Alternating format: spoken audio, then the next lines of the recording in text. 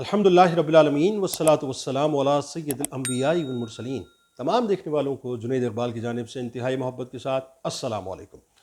کسی شخص نے اپنی ذات کے لیے کانٹریکٹ کیا، کسی شخص نے اپنی ذات کے لیے ایگریمنٹ کیا، کسی شخص نے اپنی ذات کے لیے معاہدہ کیا،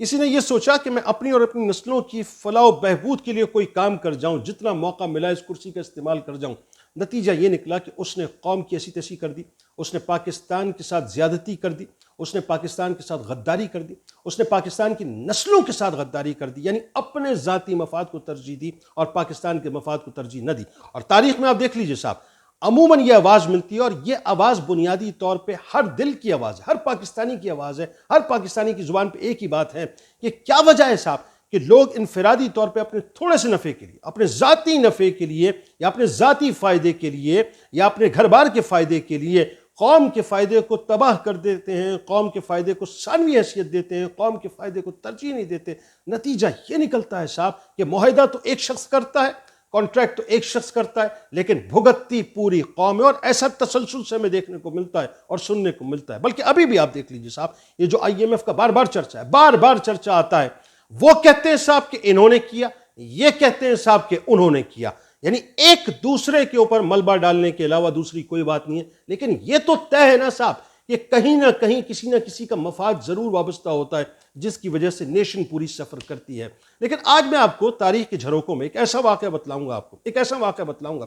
جس کو سننے کے بعد شاید ہماری غیرت تھوڑی سی چارج ہو جائے، اور ہمیں یہ سمجھ آئے صاحب کہ بنیادی طور پہ ذاتی مفاد کتنا ہی بڑا ہو، وہ کبھی بھی قوموں کے مفاد کے سامنے کوئی اہمیت نہیں رکھتا۔ قوم کا مفاد ہمیشہ پہلے ہونا چاہیے، قوم ہی کا مفاد پہلے ہوتا ہے، یعنی نظریہ پہلے ہوتا ہے، باقی ساری باتیں ثانوی ہوا کرتی ہیں۔ اب واقعہ کیا ہے؟ واقعہ یہ کہ غزوہ خیبر ہو چکی ہے، اور اللہ تبارک و تعالیٰ نے رسول کریم صلی اللہ علیہ وآلہ وسلم کو فتح عطا کر دی ہے۔ ذہن میں رہے، یعنی یہ پورا ایک منظرنامہ آپ کے ذہن میں رہے۔ اور غزوہ خیبر کن کے خلاف ہوئی ہے؟ یہودیوں کے خلاف ہوئی ہے۔ خیبر علاقہ کون سا ہے؟ یہودیوں کا مرکز ہے، جو سب سے زیادہ سازشی تھے اور سب سے زیادہ ڈومینیٹ کرتے تھے مدینہ پاک کے اوپر، اور وہ کسی طور سے بھی مسلمانوں کی ایگزسٹنس کو قبول کرنے کو تیار نہیں تھے۔ یہاں تک آپ کو کلیئر ہے؟ اچھا جی،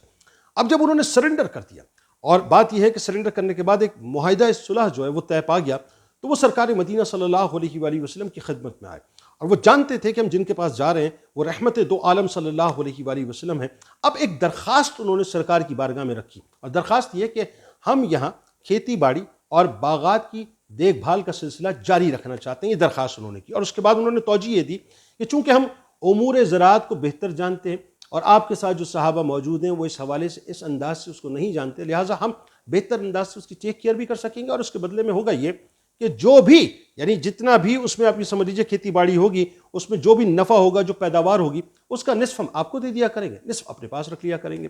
رسول کریم صلی اللہ علیہ وآلہ وسلم نگاہ نبوت سے اس بات کو دیکھ رہے تھے کہ چونکہ مسلمانوں کی اس وقت تعداد کم ہے، اور معاملہ یہ ہے کہ ذمہ داریاں بہت زیادہ ہیں، فرصت ملتی نہیں ہے، پھر جہاد کا سلسلہ بھی ہے، کیونکہ مکہ پاک میں اور مدینہ پاک میں دونوں حوالوں سے جو ہے ان کو سیکیور بھی کرنا ہے ان علاقوں کو، اور کفار بھی سامنے کھڑے ہیں۔ لہٰذا ان تمام باتوں کو سامنے رکھتے ہوئے رسول کریم صلی اللہ علیہ وآلہ وسلم نے یہودیوں کو اس بات کی اجازت دے دی، لیکن ساتھ ساتھ آپ نے یہ فرمایا کہ ہم جب چاہیں گے تمہیں یہاں ٹھہرنے سے مطلب اجازت جو آپ تمہاری ہے وہ کینسل کر دیں گے، تمہیں یہاں سے جانا پڑے گا۔ یہ سرکار علیہ السلام نے اپنی شرط رکھ دی، جس کو انہوں نے اون بھی کر لیا اور مان بھی کر لیا۔ پھر سرور دو جہاں صلی اللہ علیہ وآلہ وسلم نے باغات کے پھلوں اور اجناس کی تقسیم کے لیے حضرت عبداللہ ابن رواحہ رضی اللہ تعالیٰ عنہ، جو شاعر رسول صلی اللہ علیہ وآلہ وسلم بھی ہیں، ان کو منتخب کر دیا۔ اچھا، اب ہوتا یہ تھا کہ ہر سال وہ رسول کریم صلی اللہ علیہ وآلہ وسلم کے نمائندے بن کے، بلکہ یوں کہیے مدینہ پاک کے نمائندے بن کے، بلکہ یوں کہیے کہ مسلم اسٹیٹ کے نمائندے بن کے، اسلامی ریاست کے نمائندے بن کے، رسول کریم صلی اللہ علیہ وآلہ وسلم کے نمائندے بن کے یہودیوں کے پاس آتے تھے، یعنی خیبر کی بستی میں آتے تھے، اور آ کر حساب کتاب کرتے تھے، اور حساب کرنے کے بعد اس کو برابر تقسیم کرتے، یعنی بالکل عدل اور انصاف کے ساتھ تقسیم کرتے تھے۔ آدھا یہودیوں کو دے دیا کرتے تھے، آدھا مسلمانوں کے لیے لے لیا کرتے تھے۔ یہاں تک آپ کو کلیئر ہو گیا؟ اس کا مطلب یہ ہو گیا، اب میں اس کو آسان الفاظ میں سمجھاؤں کہ اگر میں بلا تمثیل کہ آج پاکستان کا اگر کوئی نمائندہ ہے اور وہ کسی جگہ کسی کام کے اوپر اگر منتخب کیا گیا ہے، تو پوری نیشن کی ذمہ داری، پوری اسٹیٹ کی ذمہ داری، گورنمنٹ آف پاکستان کی ذمہ داری بنیادی طور پر اس شخص کے کاندھے کے اوپر ہے۔ اب وہ کہیں بھی جا کے کوئی بھی ایگریمنٹ کرتا ہے، اور ایگریمنٹ کرنے کے بعد وہ نمائندہ بنا کر بٹھا دیا جاتا ہے، اور اس کے اوپر کوئی ذمہ داری دی جاتی ہے، تو اب وہ اچھا کرے تو اسٹیٹ کے کھاتے میں جائے گا، برا کرے گا تو اسٹیٹ کے کھاتے میں جائے گا، یعنی اچھا کرے گا تو اس کا فائدہ اسٹیٹ کو ہوگا، اور خدا نخواستہ بیک ڈور سے اگر وہ کوئی کام کرے گا تو اس کا نقصان پھر اسٹیٹ کو بھگتنا پڑے گا۔ اور ماضی میں کیا صاحب، حال تک یہ ہوتا رہا ہے، اور حال ہمارا یہ ہو گیا ہے کہ ہم مکمل طور پہ بدحال ہو کے رہ گئے۔ حضرت عبداللہ ابن رواحہ رضی اللہ تعالی عنہ کو بھی ایسی ہی سچویشن فیس کرنی پڑی صاحب، یہ آج کی بات نہیں ہے۔ یہودی ایکچولی آج بھی اسی انداز سے سازش کر رہے ہیں، اور اس وقت بھی اسی انداز سے سازش کر رہے تھے۔ اور دیکھ لیجئے کیا ہے، میں آپ کو بتلاتا ہوں۔ قصہ یہ ہوا کہ یہودیوں نے آپ کو رشوت دینا چاہیے، اور رشوت کس انداز سے دی کہ یہ جتنی بھی زرعی یعنی پیداوار ہو رہی ہے، جتنا بھی غلہ وغیرہ ہے، یہ ان کی مرضی کے مطابق تقسیم کر دیا جائے۔ یعنی جب تقسیم ہو تو یہودی اپنی مرضی کے مطابق جو اس کو تقسیم کر دیں، یعنی 50-50% نہ ہو، جتنا وہ چاہیں اس انداز سے اس کو ظاہر کرے اور اسی انداز سے اس کو تقسیم کر لیں، یعنی زیادہ حصہ وہ اپنی طرف لیں۔ اچھا، اس سلسلے میں انہوں نے کیا یہ کہ رشوت کے طور پر ایک تشت آپ کے سامنے رکھا جس میں سونے کے چمکتے ہوئے زیورات کثیر تعداد کے اندر موجود تھے۔ یعنی دوسرے لفظوں میں میں اگر کہوں کہ آج کے دور کی اگر میں مثال دوں، یعنی ڈالرز کی گڈیاں رکھ دیں، یا یوں کہیے کہ کوئی بڑی آفر کسی مطلب کوئی بڑی آسائش کی یا مراد کی آفر جو ہے وہ کر دی گئی، تو آپ کے سامنے جو ہے وہ تشت رکھ دیا گیا، اس کے اندر سونے کے زیورات موجود تھے، اور یہ کہا گیا کہ آپ جو ہے وہ بنیادی طور پہ ان تمام چیزوں پہ جو ہے صرف نظر کر لیں، یعنی آنکھوں کو بند کر لیں اور تقسیم ہمارے مطابق کر دیں۔ حضرت عبداللہ ابن رواحہ رضی اللہ تعالی عنہ رسول کریم صلی اللہ علیہ وآلہ وسلم کے نمائندہ تھے، اپنی اسلامک اسٹیٹ کے نمائندے تھے۔ آپ نے بہت ہی غیظ و غضب کے عالم میں فرمایا کہ اللہ کے دشمنوں، کیا تم مجھے حرام کھلانا چاہتے ہو؟ بخدا میں اس بستی کے پاس یعنی آیا ہوں، اس بستی سے آیا ہوں جس بستی میں وہ رہتے ہیں جو مجھے سب سے زیادہ محبوب ہے، سب سے زیادہ محبوب ہے، اور سب سے زیادہ میں نفرت تم لوگوں سے کرتا ہوں۔ یہ ممکن ہی نہیں کہ اس تقسیم میں ایک دانے کا بھی میں فرق کروں، ایک دانے کا بھی میں فرق نہیں کر سکتا۔ یہودیوں نے جب یہ جملے سنے تو پکار اٹھے کہ ایسے ہی بے لاگ عدل کے باعث آسمان و زمین قائم ہے۔ یعنی وہ سمجھ گئے اس بات کو کہ یہ نہ بکنے والے ہیں،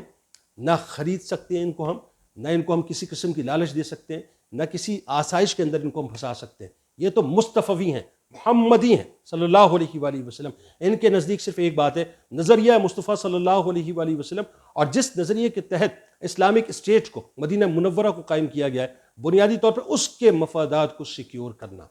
آج سب سے بڑی جو بدنصیبی ہے نا بڑی ہمیں، اگر میں اس بات کو اگر اس طرح سے لوں، آپ پورا ٹینیور اٹھا کے دیکھ لیں، مسلمانوں کا پورا دور اٹھا کے دیکھ لیں، یہ 1450 برس جو گزرے سرکار مدینہ صلی اللہ علیہ وآلہ وسلم کے ظاہری پردے کے بعد اور پھر خلفائے راشدین کے ادوار کے بعد، آپ ہر دور کو اٹھا لیجئے تو آپ کو محسوس ہوگا صاحب کہ ہمارے اپنے درمیان سے غداروں کو پیدا کیا گیا،